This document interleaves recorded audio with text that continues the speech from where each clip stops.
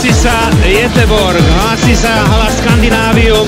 Veľký večer je tu a verme, že aj víťazný. Štimpel, pripravený na buli. Vyhrali sme vázovanie. Vyšťovský gól! Gól nebol! Žrtka! Tak čo teraz? Áno, gól! Gól! Gól! Vyhrávame 1-0 po 22 sekundách. A teraz prichádza naša prvá lajna, Pálfi, Štimpel, Vondra. Začína sa naša presilovka. Pekná pridávka, gól! Gól! Vyhrávame 2-0. Je to zatiaľ ako zo sna. Domáca atmosféra, úžasná. Rozhrávka, strela na bránu a Šatan dáva gól, ale hlavný rozhodca ho asi neuzná. Uvidíme. Puk letel do bránky a Saka Zlachty neuznáva gól. Začala sa druhá tretina, Puk letí za bránkara Lašnáka, ktorý zatiaľ chytá veľmi dobre. Záverečné sekundy nášho oslabenia. Už sa ubránime. V týchto chvíľach Lindner naskakuje na ľavú plochu z Atonského strela. Nemá Puk, ale dostávame gól. A všetko je to úplne iné.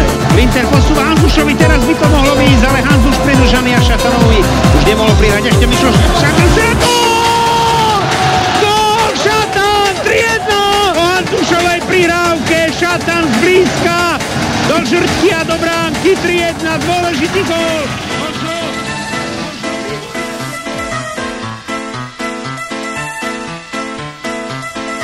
Rozdelili nás Mečár, Buk a Klaus a tí hoši naši za Slovenka má vláči. Pašku vrat nám, coj si túhle vzal.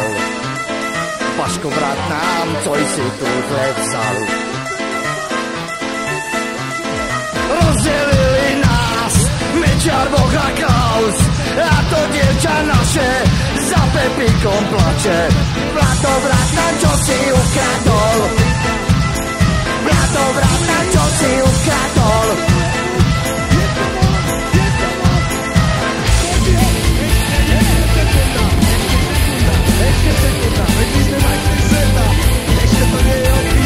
Rozdelili nás Mečár, Buk a Klaus.